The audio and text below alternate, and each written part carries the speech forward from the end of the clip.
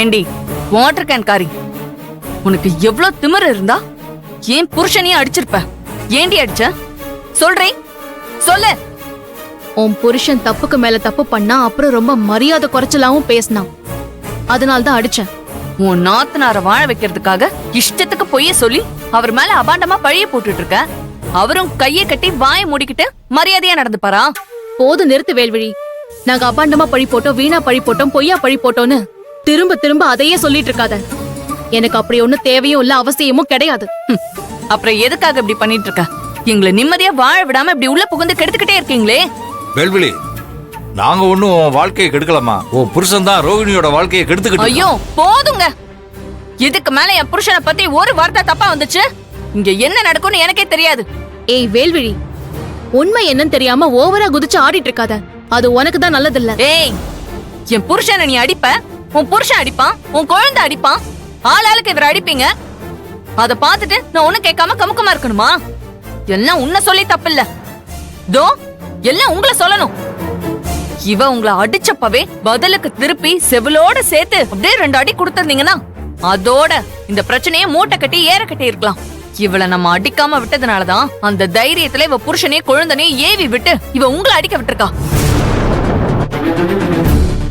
இவளெல்லாம் பொண்ணா நினைச்சு மன்னிச்சு விட்டது தப்புங்க. இவெல்லாம் பொண்ணே இல்ல, பேய். போது நிறுத்துங்கக்கா. நம்ம அண்ணிய பத்தி இப்படி எல்லாம் பேசுறதுக்கு உங்களுக்கு எப்படிக்கா மனசு வருது? அடிங்க. அக்காவா? இன்னொரு தடவை நீ அக்கான்லாம் சொன்ன, நான் அடிச்சு பல்லெல்லாம் உடைச்சிருவேன். யாருக்கு யாரடி அக்கா? பண்றதெல்லாம் பண்ணிட்டு சி உறவு முறையை கொண்டுட்டு வர. அப்பா எங்க இருக்கீங்க? சீக்கிரமா ஹாலுக்கு வாங்கப்பா. ஆதிரை, நீ உன் புருஷன் உன் குழந்தை 3 பேரும் என் புருஷன் கால்ல விழுந்து மன்னிப்பு கேளுங்க. இல்லனா உங்க மொத்த குடும்பத்தையும் நான் நாசமாக்கிடுவேன். ஏய், என்ன விட்டா ரொம்ப ஓவரா பேசிட்டு இருக்க? நான் இவன் அடிச்சதுக்கு இவன் கால்ல விழுந்து மன்னிப்பு கேட்கணுமா? ரோஹிணிக்கு பண்ண துரோகத்துக்கு இவன் தான் ரோஹிணி கால்ல விழுந்து மன்னிப்பு கேட்கணும். அவன் கண்ணீரால இவ பாதத்தை கழுவி அவன் பண்ண பாவத்தை கழிக்க வேணாம். என்னடி சொன்ன? என்ன சொன்ன? ஏன் புள்ள இவ கால கண்ணீரால கழுவி அதுல அவன் பண்ண பாவத்தை கழிக்கணுமா? உனக்கு எவ்வளவு திமிரு இருந்தா இப்படி சொல்லுவ நீ? உண்மையை சொல்றதுக்கு திமிரு தேவையில்லை மேடம், துணிச்சல் இருந்தா போதும். உங்க பையன் ரோஹிணிக்கு பண்ண பாவத்துக்கு அதை விட சிறந்த பிராயச்சித்தம் இருக்கவே முடியாது. சரிதான், நிறுத்தடி. நீ என்னமோ ரொம்ப நல்ல விளையாட்டம் பேசிட்டு இருக்க. ஆமா, என் புள்ள பண்ணதா சொன்ன பாவத்துக்கு நீ பரிகாரமும் சொல்லிட்ட. சரி, அதே மாதிரி நீ பண்ண பாவத்துக்கு என்ன பரிகாரம் பண்ண போற? நீ பண்ண தப்புக்கு உனக்கு என்ன தண்டனை கொடுத்துக்க போற? நான் என்ன பாவம் பண்ண? நான் என்ன தப்பு பண்ண? என்ன தப்பு பண்ணியா? ஒரு தப்பும் பண்ணாத என் பையனை எல்லாரும் பாக்குற மாதிரி ஒரு பப்ளிக் பிளேஸ்ல வச்சு அடிச்சியே, அந்த தப்புக்கு உனக்கு என்ன தண்டனை கொடுக்கறது? நான் இவ்ளோ தூரம் சொன்னதுக்கு அப்புறமும் ஒரு தப்பும் பண்ணாத அப்பாவின்னு சொல்லி உங்க பையனுக்கு சப்போர்ட் பண்றீங்க பாத்தீங்களா? உங்களெல்லாம் என்னன்னு சொல்றது?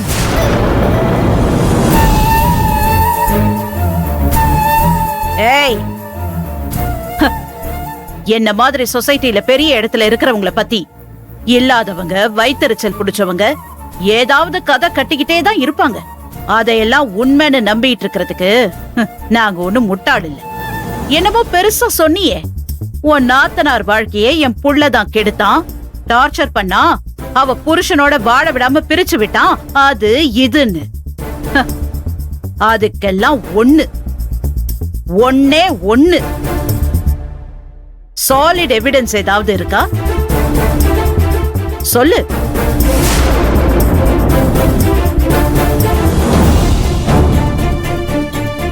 என்ன ஆதிரை, என் வைஃப் கேக்குறது உன் காதுல விழலையா? என் பையன் தப்பு பண்ணாங்கிறதுக்கான ஒரு எவிடன்ஸ் உங்ககிட்ட இருந்தா காட்டு. அப்ப எங்க பையன் தப்பு பண்ணாங்கிற விஷயத்த நாங்க ஒத்துக்கிறோம். ஐயா, உங்க பையன் தப்பு பண்ணலையேனே வச்சுக்கோங்க. இப்ப நாங்க அத ஒரு பிரச்சனையாக்கவே வரல. தயவு செஞ்சு என் பசங்க மேல கொடுத்திருக்கிற புகாரை வாபஸ் வாங்கினாலே போதும். அதுக்கு மேல உங்க பையனை பத்தி எந்த குத்தங்குறையும் சொல்ல மாட்டோம்.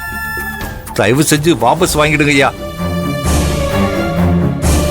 கம்ப்ளைண்ட வாபஸ் வாங்குறதா? அந்த பேச்சுக்கே இடம் கிடையாது. உங்க பசங்க 2 பேரும் காலத்துக்கும் ஜெயில் சாப்பாடு சாப்பிடணும்னு அவனுங்க தலையில எழுதி இருக்கு.